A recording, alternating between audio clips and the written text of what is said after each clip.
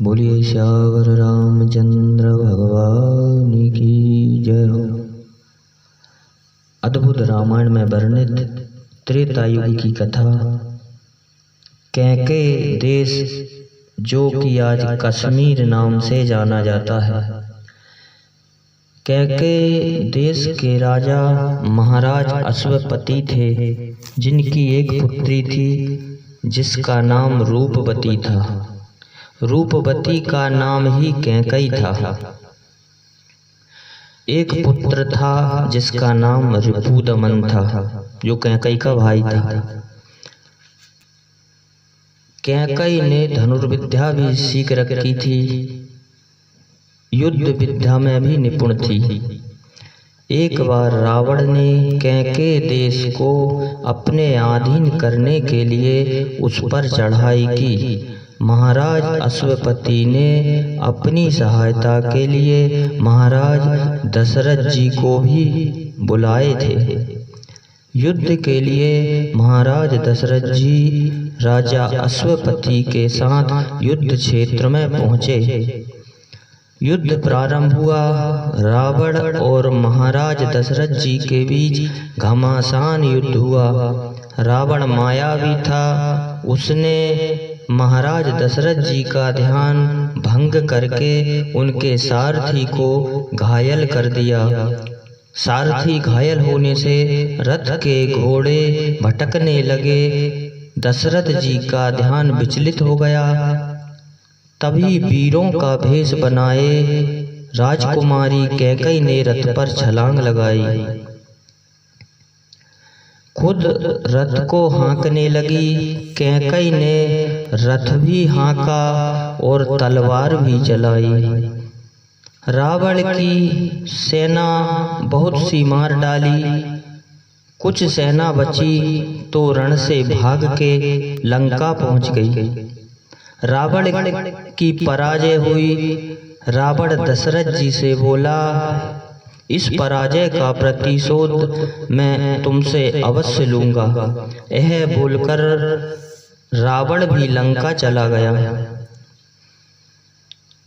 महाराज अश्वपति के साथ महाराज दशरथ जी भी अश्वपति के भवन में आए। अश्वपति जी ने राजा दशरथ जी का सम्मान किया, सहायता के लिए धन्यवाद दिया। दशरथ जी बोले, यह युद्ध हम अकेले नहीं जीते, हमें इस युद्ध में राजकुमारी कैकई ने विजय श्री दिलाई है। अगर ये हमारी सहायता ना करती तो शायद हमें विजय नहीं मिल पाती। इसलिए विजय श्री का श्रेय कैकई को ही मिलना चाहिए। और दशरथ जी बोले, हे राजकुमारी कैकई, आपने हमारे प्राणों की रक्षा की, इसके बदले जो चाहो मांग लो। तब कैकई बोली, हे राजन, आज नहीं, उचित समय आने पर मैं आपसे 2 वरदान अवश्य मांगूंगी।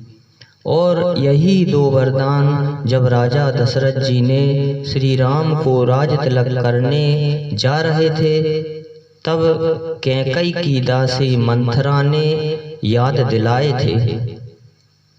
मंथरा ने कैकई से कहा, 2 वरदान भूप सम थाती, मांगहूँ आज जुड़ावहूँ छाती। अर्थात मंथरा ने कहा था कि हे, तुम्हारे 2 वरदान राजा दशरथ जी के पास अभी सुरक्षित हैं और आज मौका है, दोनों वरदान मांग लो। पहला वरदान राजा भरत को बना दो और दूसरा वरदान राम को 14 वर्ष का वनवास। उस समय राजा दशरथ जी अयोध्या नगरी लौट जाते हैं। कुछ समय पश्चात महाराज अश्वपति राजकुमारी कैकई का स्वयंवर करते हैं और स्वयंवर में राजा दशरथ जी भी जाते हैं। कैकई ने स्वयंवर में राजा दशरथ जी का वरण किया। वरमाला दशरथ जी के गले में डाली। राजा अश्वपति ने अपनी बेटी कैकई का विवाह राजा दशरथ जी के साथ एक शर्त पर किया। उन्होंने कहा कि मेरी बेटी का बेटा ही अयोध्या का राजा बनेगा।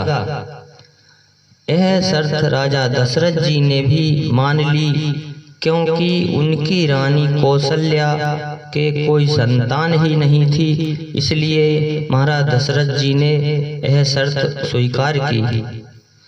लेकिन भाग्यवश कैकेयी के भी कोई संतान नहीं हुई और दशरथ जी ने तीसरा विवाह महारानी सुमित्रा जी से किया था और उनसे भी कोई संतान नहीं हुई। तब पुत्रेष्टि यज्ञ कराया गया, जिससे 4 संतानों की प्राप्ति हुई, राम, लक्ष्मण, भरत, शत्रुघ्न। कथा का सार इतना है, महारानी कैकेयी ने भगवान राम को वनवास नहीं दिया, बल्कि उन्होंने तो महाराज दशरथ जी के दिए वचनों की खातिर अपने मान सम्मान को दांव पर लगा दिया और बदनामी का ठीकरा अपयश अपने माथे पर ले लिया। क्योंकि राजा दशरथ जी ने राजा अश्वपति को वचन दिया था कि कैकेयी का पुत्र ही अयोध्या का राजा बनेगा, और इस रहस्य को भगवान श्री राम भी जानते थे। इसलिए तो बिना तर्क वितर्क किए सहर्ष अपने पिता के वचनों की लाज रखी और रघुवंश की परंपरा को टूटने से बचाया और हंसते हुए वनवास स्वीकार किया। जहाँ जहाँ राम चरण चल जाहीं, तिन समान अमरावती नाही। इन्हीं शब्दों के साथ बोलिए सियावर रामचंद्र भगवान की जय हो।